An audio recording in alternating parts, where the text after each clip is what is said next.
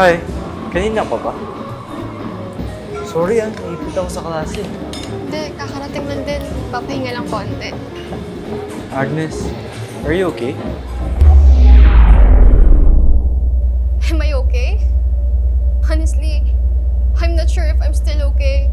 With all the school activities, deadlines, pressure, both from school and parents, ayoko lang naman magmukhang failure sa inyo. Nawawalan na ako ng gana mag-aral. Hindi ko na alam kung hanggang kailan ko pa ito kakayanin. Pero kasi I need help. I want help.